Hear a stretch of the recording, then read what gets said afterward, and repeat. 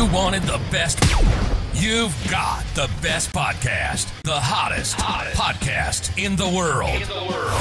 The Chris Voss Show, the preeminent podcast with guests so smart you may experience serious brain bleed. The CEOs, authors, thought leaders, visionaries, and motivators. Get ready. Strap yourself in. Keep your hands, arms, and legs inside the vehicle at all times, because you're about to go on a monster education roller coaster with your brain. Now, here's your host, Chris Voss. Hi, folks. Chris Voss here from the ChrisVossShow.com, the ChrisVossShow.com. Welcome to the big show, my family and friends. We certainly appreciate you being here, because without you, I'd just be talking in a mic and people would be like, what's going on over there? Some noise or something. So thank you for tuning into the show.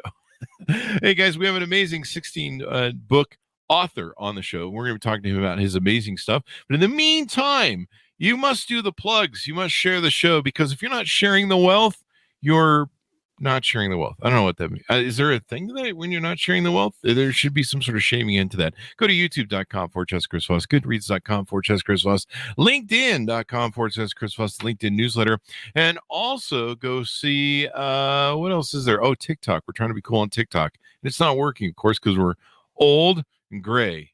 And evidently they're not into that sort of stuff over there. They're kind of into young and fresh, and I don't know. We have some pretty smart content, so I'll just throw shade that way in the simplest way that I can.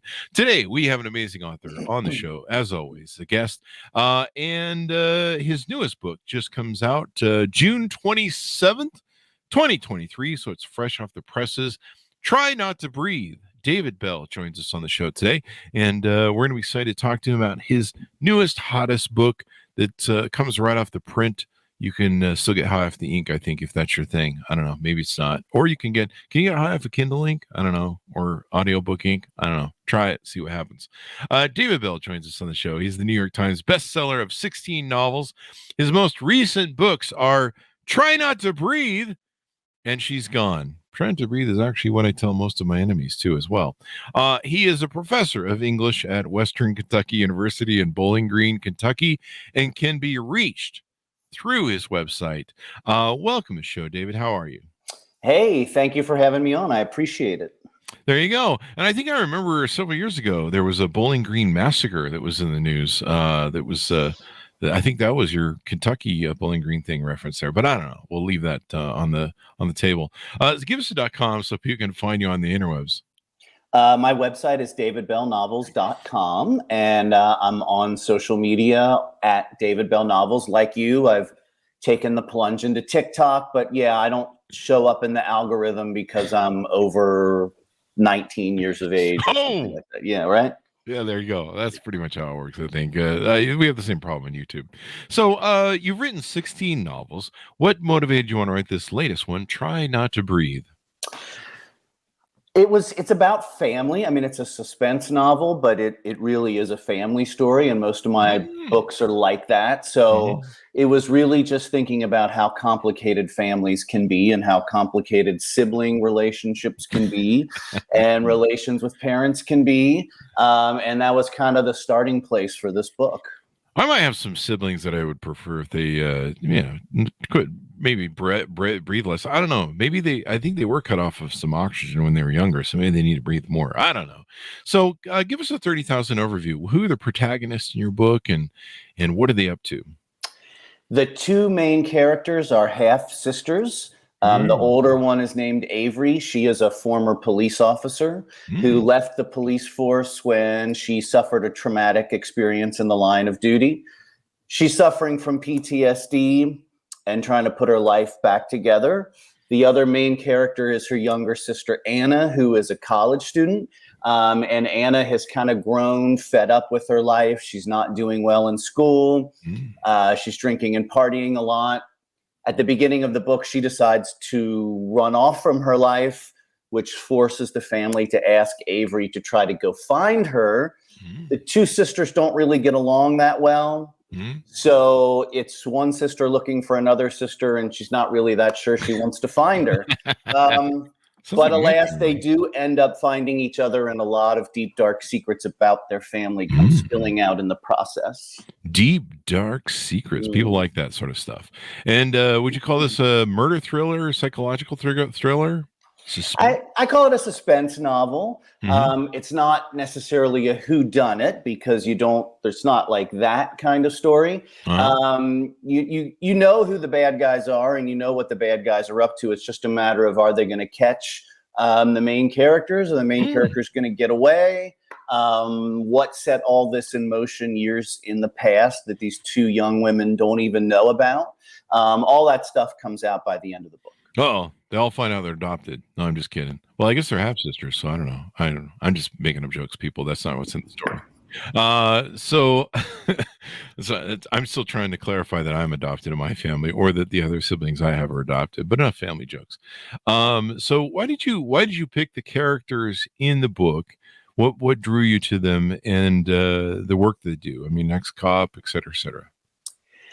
I mean, Avery is really the protagonist of the story. And so this book is really a redemption story for her because she suffered this trauma in the line of duty. She nearly drowned and she left the police force. And she's always felt like a failure. Her father is a decorated police officer.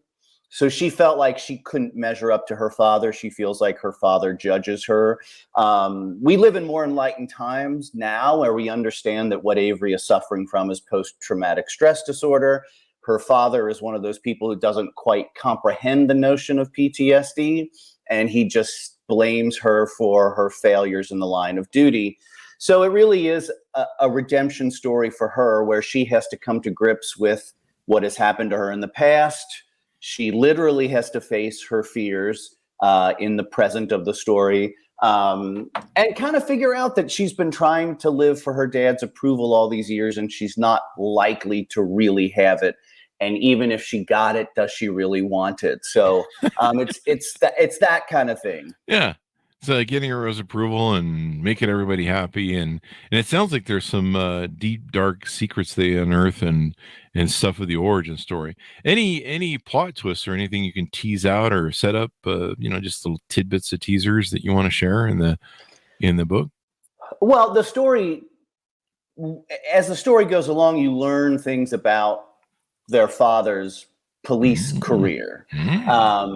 Like I said, he's been decorated heroically. He has had to retire from the police force because he was injured in the line of duty in an ambush that has never been solved. Over the course of the book, you learn some things about the way he conducted himself when he was a police officer. That's one of the big things that is learned in the book. And the two sisters do learn a lot about their identity, kind of the tangled web that has led to the way their family is constructed now. Stuff they didn't fully understand when the book started. Yeah, a story about a dysfunctional family, it sounds like. Yes, I mean, and I imagine all families are somewhat dysfunctional, but this one is dysfunctional to a higher degree maybe than other families. There you go. Well, it's always good to have some dysfunction. I mean, otherwise, what do you're just laying there in the psychiatrist's office going, how did they hurt you? And you're just like, and you got nothing to complain about. Sorry. Well, I mean, if your parents were really nice to you and really good to you, then you're probably not fully prepared for everything the world is going to throw at you, right? So you kind of want a little trace of dysfunction from your parents and your siblings so that you're ready to go out into the rest of the world. Otherwise, you go into some sort of panacea world where you're just like, everything's fine and perfect. And you're just like, wait, who are these people? Yeah. You need to realize that not everybody's going to treat you well in life. And so your family sets that in motion. I actually had the experience in my birth where I went into the panacea of life and then went, who are these people? And why is everyone naked, including me? So there you go. Everyone in the delivery room was naked when you were. Yeah. Usually it's just the baby who is. Yeah. We're still working through it with my psychiatrist, but it was one of those, it was a compound of a cult, I think, or I don't know. I'm just making up a joke as it were, but say no more. We believed in natural childbirth. It's the ultimate natural childbirth experience. Some people do that whole bathroom bathtub baby birth stuff, or Yeah, the swimming pool. no drugs or anything. Yeah. It's really unless you're giving birth in a cave somewhere in Neanderthal land, wherever that is, and no one's dressed, and there's like scrawl on the wall, and I don't know, somebody's trying to make fire or some shit in the wheel. That's natural childbirth at its core. So my parents were really into whatever. This is just turning into a bit. Anything more we can tease out about the book and what's inside in the plot? Well, I live in Kentucky, in southern Kentucky. I live an hour north of Nashville, and in case people aren't up on all their information about Kentucky, Kentucky sits on the largest cave system in the world. So I will tell you that caves play a role in the story. And Kentucky is also known for its cultivation of marijuana. And that also plays a role in the story. Oh, really? And what I learned in doing research for the book is that one of the best places to cure your marijuana is actually in a cave. So caves and marijuana kind of go hand in hand. And you find that stuff out as you go through the book. So this kind of maybe is why there's it looks like there's maybe a cave or something on the cover where a woman's hair blowing, I believe. A cave plays a big role at the end of the book. And like I said, if you go around Kentucky, there are caves everywhere. We looked for a house here, and more than one house, you would go out in the backyard and there was a hole in the ground, and you said, well, what's this hole in the ground? And they said, oh, that's the cave. It was kind of like it was a feature of the house that it had a cave in the backyard. Wow. Caves and sinkholes all over the place here. Best place to bury a body, I suppose. You just throw anybody you don't like, throw them down the cave wall. If that's what you're thinking, yeah. That might come up in the book. I don't know. Yeah, like I mentioned earlier, the judge says I can't do that anymore. So, so this should be pretty interesting. Now this is a standalone book. It doesn't involve any of your characters from your prior books. No, it doesn't. My books are all standalone, and characters don't really repeat from one book to the other. So if by some chance, and it's hard for me to believe that there's someone out there who hasn't read any of my books, they can start with Try Not to Breathe, and they're not missing anything. And then if they love it, they can go back and read all the other ones. But no, you don't have to know anything. You can just start anywhere and find out what's going on. There you go. So what does the future hold for books? Are you working on something new? I have 2 books in some state of completion. I have my next young adult book finished, young adult novels. So my next young adult book is finished, which is called The Midnight Driving Club. And that is set in a fictional, affluent community where the adults have all gotten together and decided that they don't want anyone driving until they graduate from high school. So these affluent kids don't drive. They don't take those risks. It's too dangerous. But lo and behold, a new kid comes to school and he says, hey, we've got to drive. So he forms the Midnight Driving Club, which means these kids go out at night, they get their hands on vintage 70s cars, and they listen to 70s music, and they drive all over town, and with predictable results that young people driving vintage cars doesn't necessarily work out perfectly. Yeah. Like cruising days. So, because I remember how I drove when I was literally driving a vintage 70s car in high school. Except we didn't call it vintage, we just called it crappy. So that's my next young adult book. And then my next adult book is also in the works. And that is called Storm Warning for now. The title will probably change. But it's about a group of people who are living on a barrier island off the coast of Florida in a really rundown apartment building that is about to be condemned and sold. As they're stuck on this island, a hurricane is bearing down on them. And the main character in the book, who's trying to keep his family together, is also trying to save the tenants of this building, because just before the hurricane hits, one of the tenants ends up dead. And lo and behold, there's a murderer on the island. The power goes out. The causeway washes out. They're stuck on this island with a killer no way to get off, no way to call for help. And they just have to ride the storm out with the killer running loose somewhere on there. That sounds like complete terror. Yeah. Yeah. Sounds, with the young adult book, you can put that on TikTok. You probably get some action over there, get the traction going on. I let young people talk about the book on TikTok. There you go.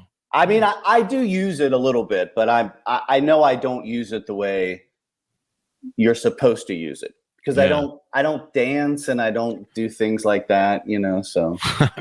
I've got to do more dancing evidently or something. Yeah. I don't know. Yeah. I've got to do, I don't know, throwing myself off a roof or something. I don't know what the hell is it, I got to do, but clearly I'm too old for it. I got those too old for YouTube either. That YouTube just kind of goes, I don't know, my kids aren't going to watch your shows, Chris. And they haven't learned to read, dummy. I would have thought YouTube would. I understand that young people would be on YouTube, but I would think that old people would be on YouTube too. I mean, it kind of depends. I think there's a news group for a certain group of people on there that they go to for their news. And there's that bit.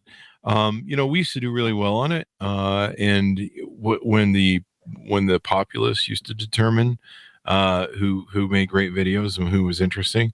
And then once YouTube started selling it to movie studios and music makers and, the trending page went to basically pay for play, things changed immensely. We still get our royalty checks from them and it's not too bad, but it's just, it's basically like TikTok. It's a 10 to 15-year-old audience. And I think there's some people on certain, angles of the political spectrum that do like the consumer news over there, but confirmation bias, what can you say?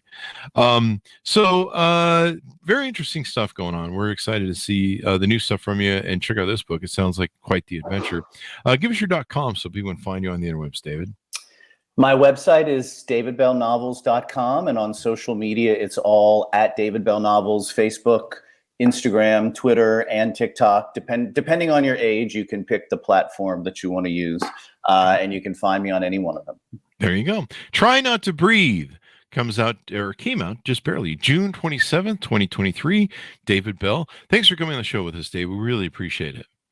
Thanks for having me on. It was good talking to you. There you go. And thanks so much for tuning in. Go to goodreads.com/Chris Voss, youtube.com/Chris Voss, linkedin.com/Chris Voss, and Chris Voss 1 on TikTok. Give us some pity follows over there, will you please? Seriously, help an old guy out. Thanks for tuning in. Be good to each other. Stay safe. And we'll see you next time.